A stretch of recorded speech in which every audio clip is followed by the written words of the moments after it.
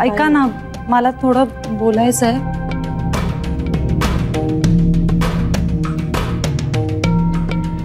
बाबा बघा, तुम्हाला पटतंय का ते, पण हा बोल ना बाळा. आपण घाई नको करायला, जरा थांबूया आपण.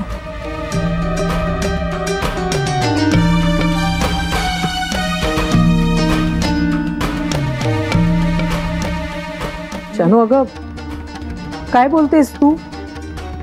कसली घाई? अगं आता आपण फक्त पसंती कळवतोय. आता बघ ना, म्हणजे आधी पंत येतील, मग मुहूर्त ठरेल, मग त्याच्यानंतर बैठक होईल, मग देण्या घेण्याचं ठरेल, मग साखरपुडा आणि मग लग्न. बराच काळ जाईल ग याच्यात अजून. घाई फक्त पसंती कळवण्यात झालीये. आणि तुझ्या बाबांना तर ते पहिल्यापासूनच ओळखतात, त्यामुळे तू काही तसा विचार मनात आणू नको. ती माणसं कळतात ग, तेवढी तरी पारख आहे आम्हाला.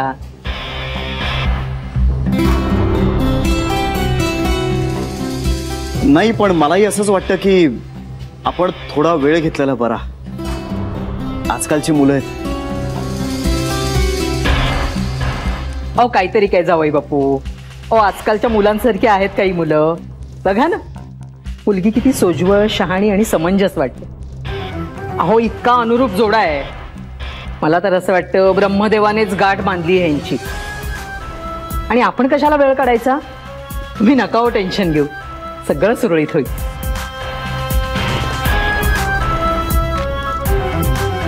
हो जावई बापू, अहो तुमची गोष्ट वेगळी आहे. तुम्ही एवढ्या मोठ्या घरात, वेगळ्या संस्कारात वाढलेल्या आहात. तुमचं शिक्षण पण परदेशात झालेलं आहे. आम्ही छोटी माणसं, आमच्याकडे असा योग जुळून येणं म्हणजे दुर्मिळच. तेव्हा आता देवाच्या कृपेने जमतंय ना, तर जमू देत लग्न. एकदा का नाट लागला ना की मग जमतच नाही हो लग्न.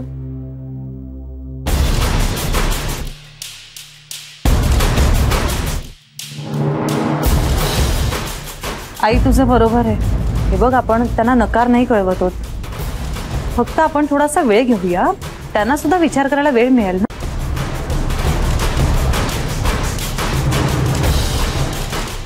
काही अहो त्याची काही गरज नाहीये. आमचा विचार पक्का आहे आणि तो आता बदलणार नाही. आमची मुलगी सदाशिव साहेबांच्या घरात पडावी एवढीच आमची इच्छा आहे. आम्हाला विचार करायला अजिबात वेळ नको. पण आम्हाला विचार करायला थोडा वेळ हवा आहे.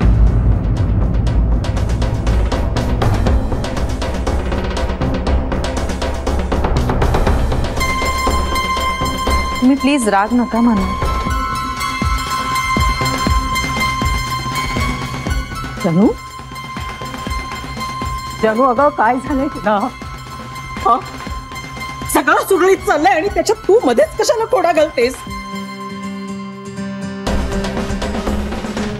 आणि काय कसला विचार करायचाय? कुणाला वेळ हवाय? आम्हाला नकोय, आमचा सगळा विचार झालेला आहे. आणि अगं मुलगी गोड आहे, पिंट्याला साजेशी आहे, आपल्या घरातही रुळून जाईल ती.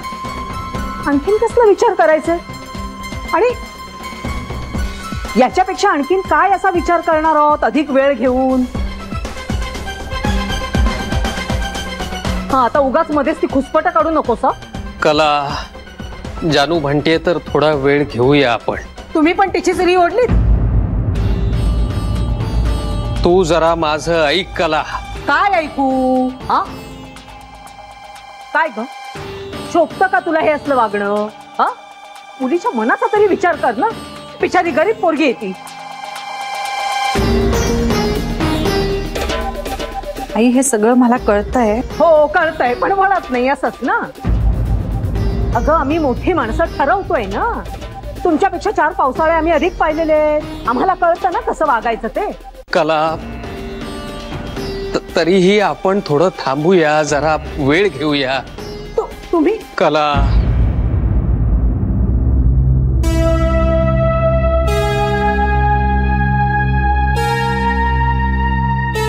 दत्ता माफ कर बाबा मला.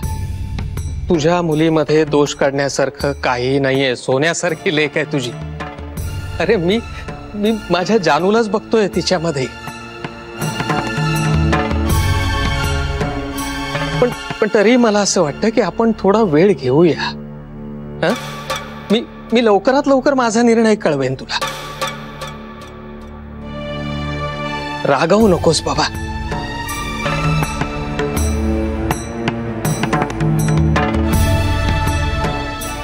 ठीक आहे सर, काही हरकत नाही.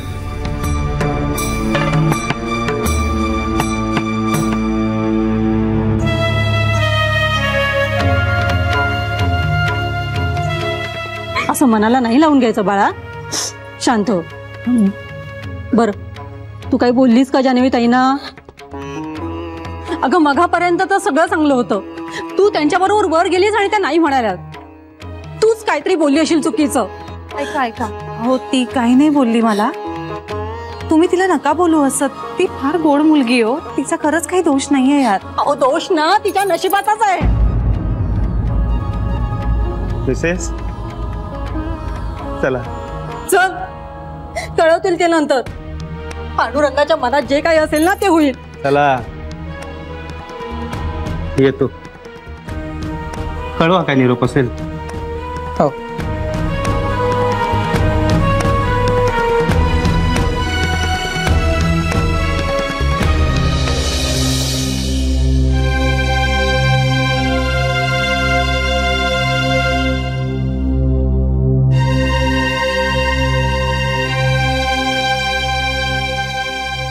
कुठे फेडशिली पाप जानू? अगं तुझ्या पोटात पण पोर वाढतंय. रडवलंस ना त्या पोरीला. कला, चला आपला दिवटा कुठे गेलाय? अगं असेल इथे बाहेर. फोनवर बोलत होता ना. त्याला ना मी चांगला फोडून काढणार. कला, चला ना मग आता. ते अजून काही राहिलंय का? जानू येतो आम्ही. बाबा बोलू आपण नंतर.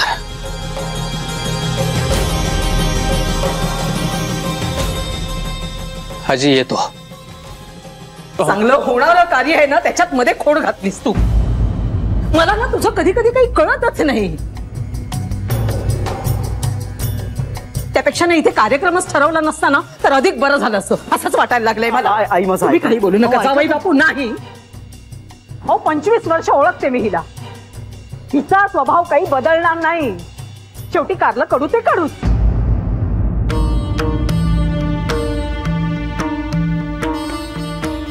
चला तुम्ही आता निघताय ना. आई हाजी माफ करा आम्हाला. चालायचंच. भांड्याला भांड हे लागणारच. आम्ही काही मनावर नाही घेतलं. येतो. जानू येतो बाळा. काळजी घे.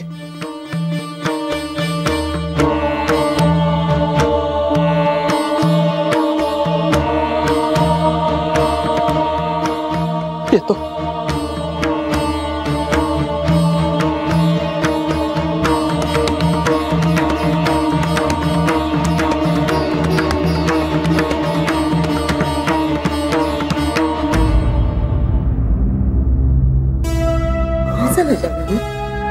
का थांबवलंस हे सगळं? मला माहितीच नाहीये मी असं का बोलले ते.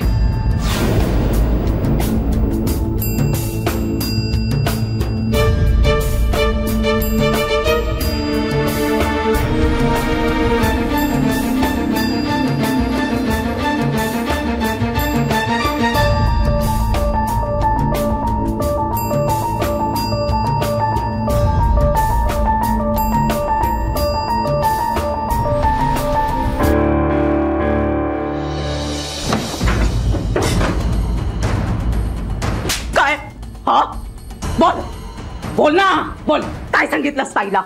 अरे काय सांगितलंस ताईला तू? हा काय जाऊन पचकलास रे? हा तुझं सगळं चांगलं चाललं होतं ना.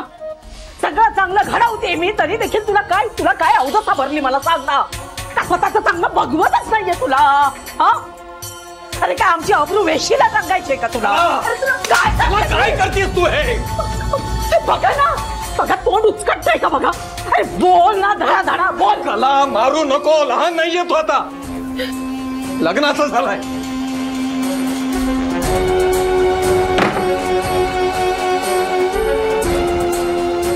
कला काय मूर्खपणा चालवलायस तू हा? काय मूर्खपणा करते मी सांगा ना. ह्याचं लग्नच जमवत होते ना, चांगलंच करत होते ना ह्याचं, पण आपले आई बाप सुखात राहतील हे ना भगवत नाहीये याला. म्हणतात ना दैवत येतं आणि कर्म येतं ना, तसली गत आहे ह्याची. एवढी मरमर करत होते मी, ह्याचं लग्न जमवत होते, सगळं जमवत आणलेलं मी, पण ते सगळ्यावरनं ह्याने बोळा फिरवला. अक्कल आहे का ह्याला काही? तू जरा शांत राहा, चिडून काही उपयोग नाहीये. याने सांगितलं कशावरून? कदाचित तिनेच सांगितलं असेल. तिचं ती कशाला म्हणेल? जानूला काय आज ओळखते काय मी? यानेच सांगितलं असेल काहीतरी तिला. याची ना इथेच नाटकं सुरू झाली होती. नको नको नको म्हणून नाट लावायला सुरुवात केली होती याने. ह्याला आधीच विचारलं होतं मी जाण्यापूर्वी, तुझ्या काही मनात असेल तर सांग म्हणून. तेव्हा तोंडाला कुलूप लावून बसला होता आणि जानूच्या सासरच्यांसमोर केली नाटकं. तिने जाण्यापूर्वी विचारलं होतं तुला? पिंट्या बोल की रे आता. आता दातखिळ का बसली तुझी? अरे घे बाबांची शपथ आणि सांग त्यांना, विचारलं होतं की नाही मी तुला जाण्यापूर्वी? तुला पसंत आहे की नाही, तुला काही बोलायचं आहे की नाही, विचारलं होतं की नाही? सांग तुझ्या तोंडाने त्यांना. तिथे ते हात टेकले आता तुझ्या पुढे, मग जे काही होईल ना ते सगळ्याला जबाबदार तू होशील. मग ते हे घर सोडून जाऊ दे किंवा जग. काय विचारते मी? असा तोंड शिवल्यासारखा का उभा आहेस? सांगा. मी मी मी तुझे ना लाटण्यानेच हाडं खेळखेळी करते. कला काय कला? काय कला? कुठल्या मुहूर्तावर या नतद्रश्याला जन्माला घातलं ना कळत नाही मला. अहो हा पोटी येण्यापेक्षा वांज राहिले असते ना तर बरं झालं असतं असं वाटतं. निदान आनंदात तरी राहिले असते मी. पण माझंच नशीब दरिद्री. असला साप आला जन्माला माझ्या पोटी. जन्माला त्याला नख लावलं असतं ना तर एवढी मळमळ करायची वेळ आली नसती माझ्यावर. जन्म गेला ह्याच्यासाठी खस्ता खाण्यात. याला काही आहे का बघा. पिंट्या, आई म्हणते तसं तिने तुला विचारलं होतं का जाण्याआधी?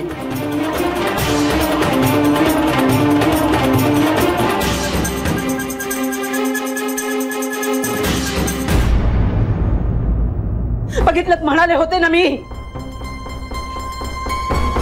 ते काही नाही, तुम्ही दोन कानाखाली वाजवा ह्याच्या आणि बोहल्यावर उभं करायला. पुढे जातोय काय? अरे त्याला नाही अक्कल स्वतःचं हित कशात आहे ते बघण्याची, आणि आयुष्यात कधी कळणार पण नाही. आपण आहोत ना तोपर्यंत अक्षता पडू देत त्याच्या डोक्यावर आणि लग्न लागू देत.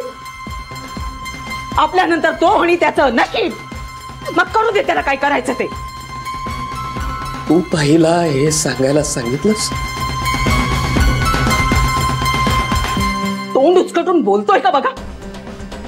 तुम्ही ना सरळ जानूलाच फोन करा. हो तिला पण कळू नये का? एवढी शिकली सवरलेली मुलगी.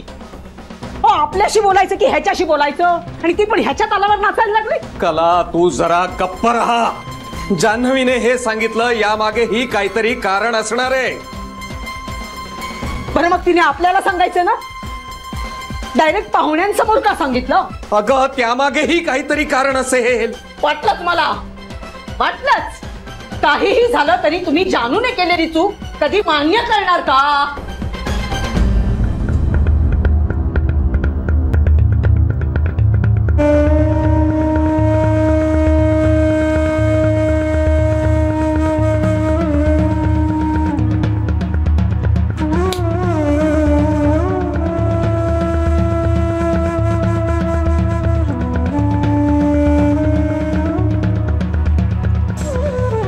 वाटलं असेल त्यांना. त्या मुलीला तर रडवलं मी श्री. बिचारी किती साधी गरीब स्वभावाची वाटत होती. तिचे आई बाबाही केवढ्या आशा ठेवून आले होते. असं कसं वागू शकतो आपण त्यांच्याशी श्री? का वागायला सांगितलंस तू मला? असं गरज काय होती? श्री तुला मुलीसाठी हे असं काहीतरी होणं किती कठीण असतं. बिचारे गरीब होते, मुलीकडचे होते म्हणून आपण असं बघायचं का त्यांच्याशी? अख्ख्या फॅमिलीला हर्ट केलं मी. Jahnavi, I am sorry. मला सॉरी म्हणून काय होणार आहे आता? शांत हो, तू शांत हो आधी. तू हे सगळं वागायला सांगितल्यानंतर? अगं पण माझं ऐकून तरी घे ना. श्री, तू बाबांना बघितलंस ना? आज खूप दिवसांनी ते इतके खुश होते. मुळात मी म्हणते त्या मुलीमध्ये वाईट काय होतं?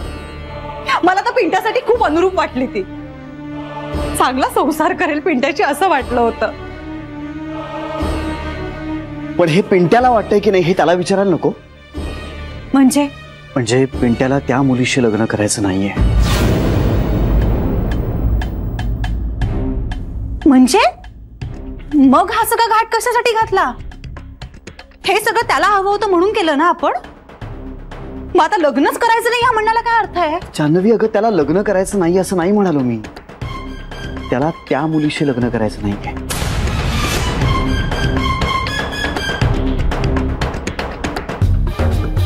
त्या मुलीशी नाही म्हणजे काय?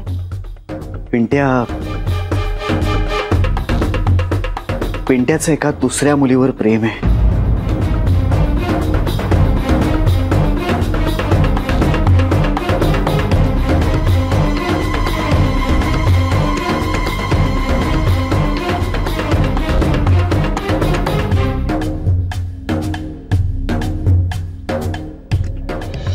जान्हवीला काही त्रास झाला नाही म्हणजे मिळव.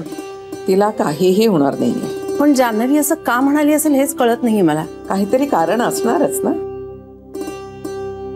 ती सविता गोड मुलगी वाटली नाही?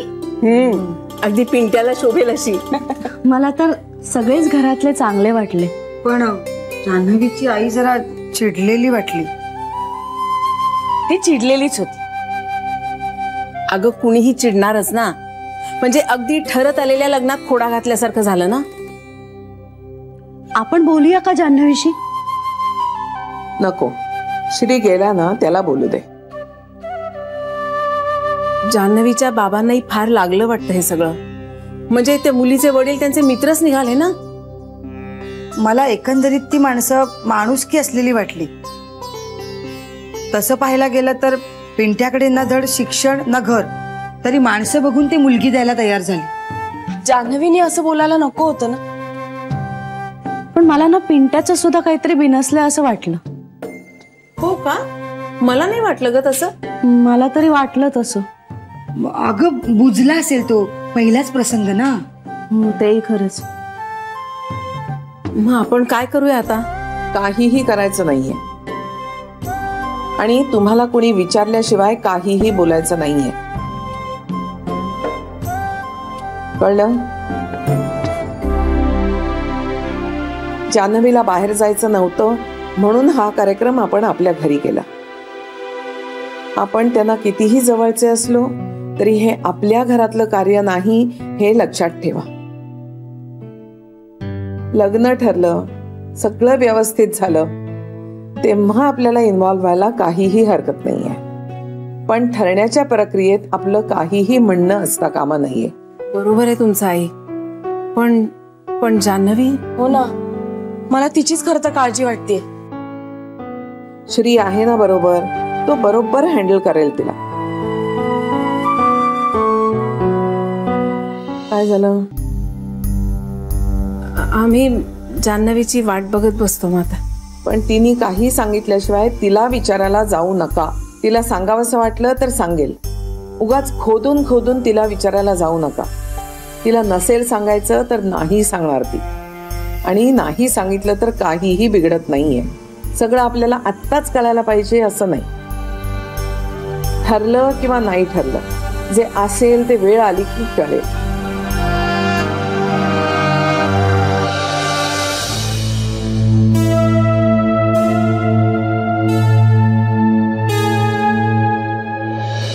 आणि हे सगळं तुला सांगण्यासाठी त्यानं फोन केला होता, जो नेमका मी उचलला. आणि अगं खरंच हे सगळं तुला सांगायचं होतं मला, पण नंतर नाही जमलं. जान्हवी,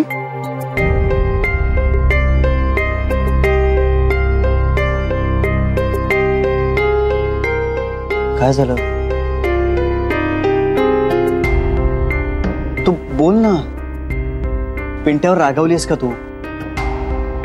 खरंच सांगतोय मी, पिंट्याला हे सगळं तुलाच सांगायचं होतं, पण त्याला अगं टेन्शन आलं कारण तू प्रेग्नंट आहेस. आणि दुसरी गोष्ट म्हणजे तो फोन मी उचलला म्हणून त्यानं मला सांगितलं.